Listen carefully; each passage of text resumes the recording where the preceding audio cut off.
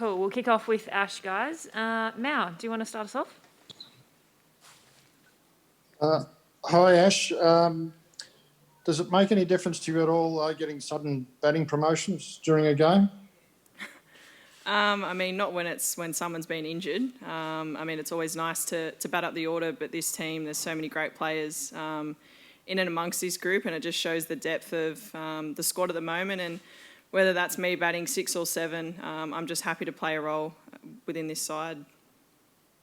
We saw some shots, and I think it might have all been Grace Harris's fault, but everyone was having a good laugh as the run chase was going on. So there didn't seem to be too much tension or too many nerves about the run chase that was taking place today. Yeah, there's certainly always laughs when Grace is around, but I guess that just shows how relaxed everyone is. Obviously, Meg was in a mood today, and she was kind of on 90 before a lot of us realised. And I guess that's the best thing about this group, because we've got so much depth.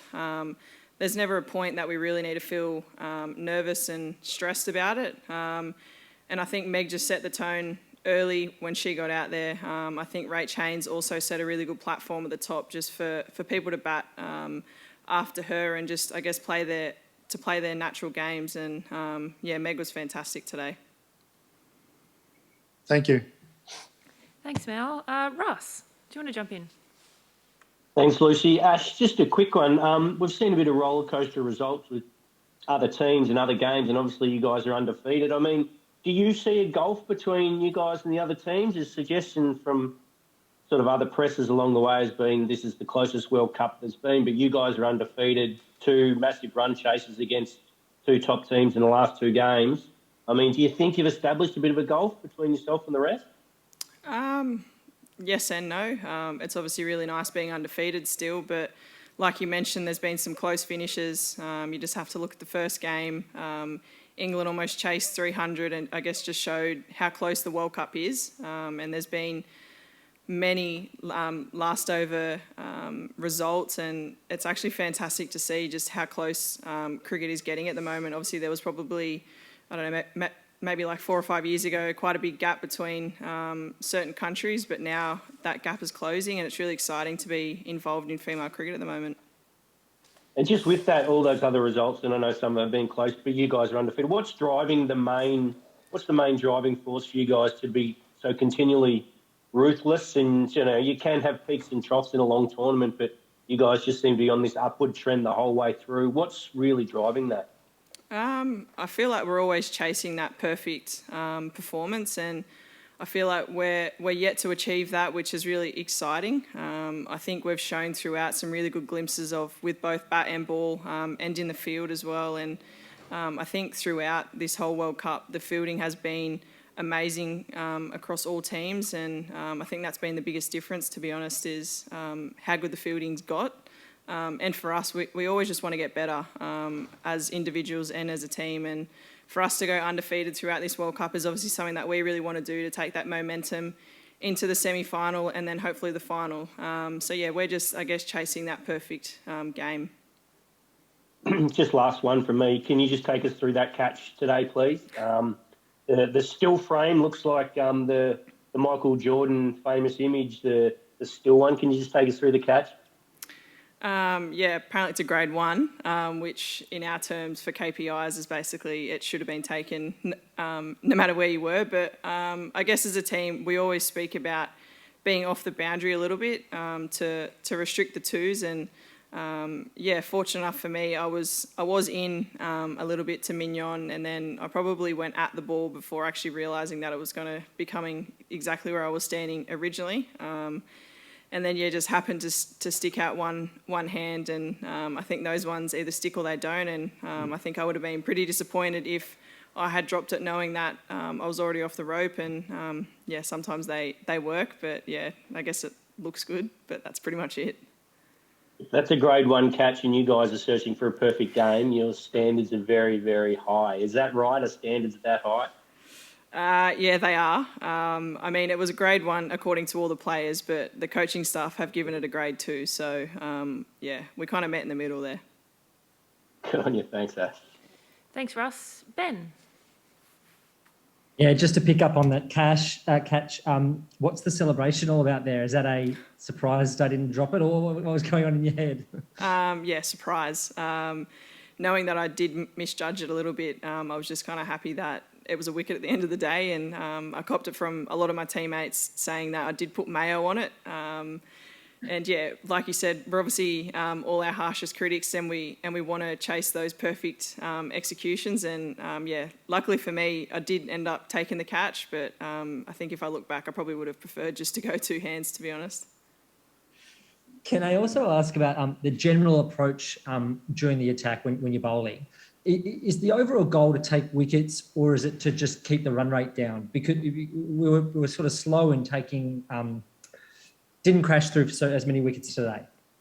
Yeah, I think we're always striving to take 10 wickets in any format we play, and yeah, today wasn't to be. And I think after the power play, we really restricted with the bowlers that came on, and I think we just tied down the batters that were in. And yeah, fortunate we got Lizelle Lee not long after the power play, and I guess that's what we want to do. Is we know that they're quite a top-heavy batting order, so being able to take wickets early was super important. And we obviously didn't do that today, but we were still restricting in that as well. And I think overall in one-day cricket, dots do bring wickets, and we were fortunate enough today to, I guess, restrict them to 270, knowing that it was a chaseable total. So if we were to be hypercritical of this team, which no one in the media would ever do, but if we were to be hypercritical of a team that's at 6-0, would it be, the fact that we only bowled out two sides of this World Cup? Is that it?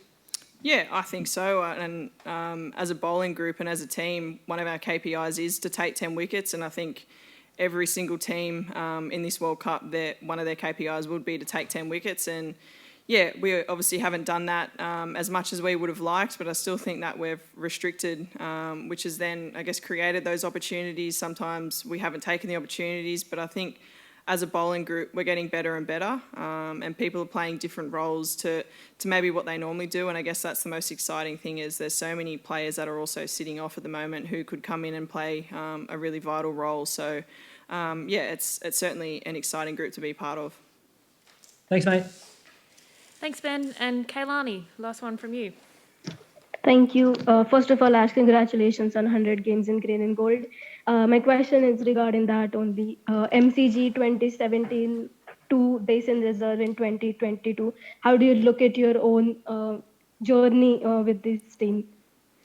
Yeah, I would. My debut was certainly a day to remember, but also to forget. It certainly didn't go the way that I would have liked. But I guess that just shows how much I've grown within myself and as a cricketer. I think I've grown a lot off the field, which has ultimately had an impact on the field as well. And yeah, I just think I know my role clearer in this team now. And yeah, I'm hoping that there's still plenty more games to go. Also, initially in your career, it was said that on her day, Ash Gardner is probably one of the most destructive players in the world. To now to say the people that Ash Gardner is probably the most reliable player in the Australian unit. How do you think that you have developed yourself with the skill and with the temperament that you have now? I mean, I would love to be one of the most reliable people in this team, but I think I'm still chasing that consistency within my game. I guess that's the beauty of being an all-rounder. I get the chance to do both, and whether that's having an impact with the ball one day or having it with the bat the other day, I guess I'm always striving to put my team in a winning position, whether that's with bat or ball in hand, and sometimes it works and sometimes it doesn't. And I guess that's what I'm striving for within this team and any team that I play for, is just being a little bit more consistent in my performances. And I guess that's what's driving me to, I guess, be a better player, is to be that reliable person, and people don't have to, I guess, be worried when I go out to bat that it's going to be a short innings, and being able to grow both on and off the field to actually have an impact on that as well. Also, in the 5 years, is there any memory that has stuck with you, whether it's your performance in the T20 World Cup final in 2018, or whether it was her first wicket in the test, or any other performance that has stick with you, that will forever be with you from these 100 matches?